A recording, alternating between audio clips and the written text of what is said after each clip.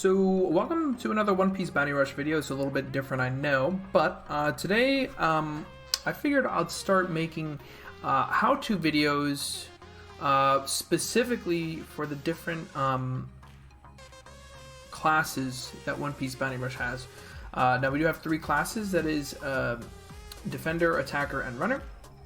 So today I'm going to start off with basically this is how to play a Defender class video today. So if you see here, my party is Kuma and Uroge. I probably could use a better Defender here, but since Uroge just came out, I figured I'd use him. I am having a lot of fun with him at the moment, so I figured, you know what, we'll just use Uroge.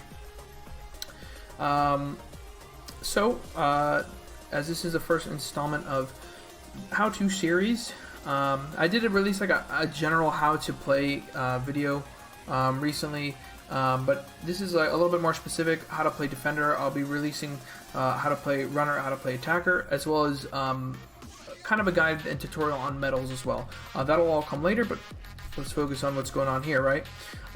So I will be right back with some gameplay, and we'll see if we can do something. Alright guys, welcome back. So we have a pretty good map on the Baratie. I will stick with Kuma. We only have one other defender on our team, which is going to be that Blackbeard right there. So let's just see what we can do here. As I'm playing, I'm going to try and talk about what I'm doing, why I'm doing it, and what, in my opinion, I think most defenders should be doing. I think Defender is probably the least popular class that people play, as it's considered boring. But I personally have a lot of fun with them, and most of them I think fit my playstyle a lot, right? So as a defender, I always take this first point, whether it's point A or point E. I will always take the first point and I will charge it all the way up. I think every single defender should be taking this first point and charging it up. Now you see here, we have ourselves a Marco. There we are. So I use that ability just to kind of scare off Marco. I'm just using this too to kind of scare him, right? I'm going to throw out some auto attacks, and we're going to, you know, oos, right? So our goal here is to prevent this ace. Now I do want to try and get into my oh, whoa. A little bit of lag there. My goal is to get Ace out of there, right? And that's exactly the reason why I max charged it. Bink. What up, fella? So you want to max charge these things, these treasures, because it's important that runners have to take the longest amount of time possible before they can cap it, right? Now my characters are both only level 80. I think Uroge is 80 and Kuma's 83. So they're not particularly high level, but it's realistic that you would see these kind of levels. So here I am again, just recharging the flag, right? Now, since that's full and I don't see any runners running, trying to cap this flag, I'm going to run here. Now, if this wasn't already charged up, I would sit here and just try and charge it up. But since it is charged up, what I'm going to try and do is just support my team. Now, Shanks is here throwing out some long distance shots, and I'm just trying to see here. Wow, they hit that ace there. Let's see what we can do. Now, again, like, there's just like weird lagging going on. There we go. Hoop, hoop, hoop. Oh no. Again, since Ace started taking that flag, I'm just going to sit here and charge it up. A lot of people think that that defenders are boring. I beg to differ. I think they can be very passive most of the time, especially if you're winning. But the second other runners get involved, the defender class, it's very intense. You're gonna have to fight 1, 2, 3 people at a time trying to defend your treasure. And so that was honestly a really clean, typical Defender game.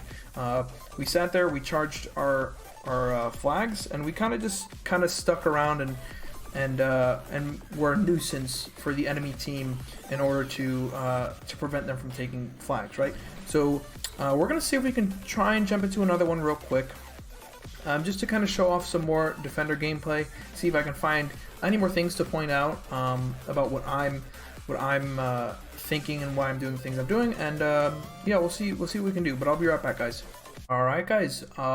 Welcome to hopefully what is the last gameplay for today's video. We are on Dressrosa. Looks like we're going against a decent amount of reds, but just as many greens. So we'll see what we can do here. We do have 2 defenders on our team, me and this Wano Law. So when there are multiple defenders, I am going to pay attention to my position, my starting spot on the map. So hopefully, if this Law is headed towards our first treasure here, I'm going to try and go to D or B. I'm going to see if he's headed towards that treasure though. If he's not, I'll just take it and charge it up myself. But I'm just kind of hoping that he goes over there and takes that, right? So we're just going to not dodge. Looks like he is going over there. Perfect.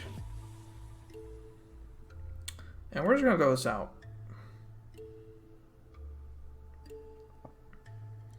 Take this here.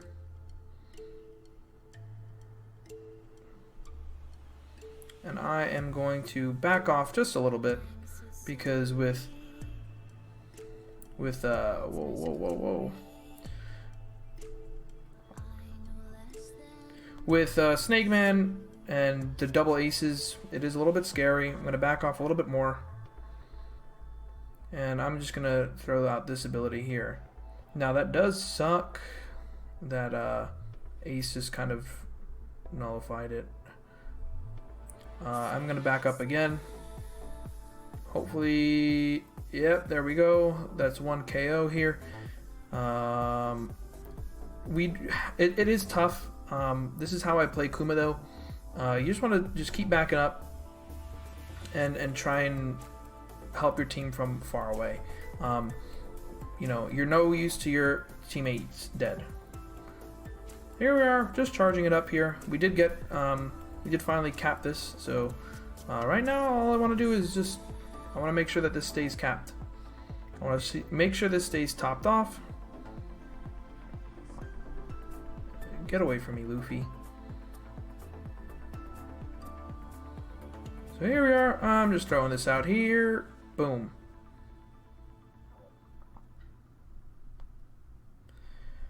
And I'm going to throw out my second ability. Boom. Kuma is a really, really good defender because he can literally just eat people away. Whoa, what the? Was that Sogeking? That was kind of scary. Now, he does counter, Kuma does counter Ace's Entei ability. Unfortunately, no, please, stop.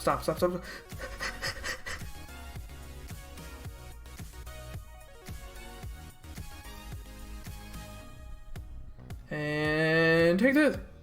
Oh my gosh, little G. That's fine. So the problem is in that situation, the reason I misplayed that was because I should have been in the treasure. What the?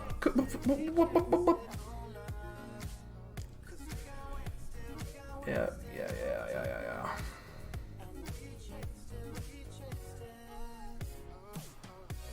Yeah.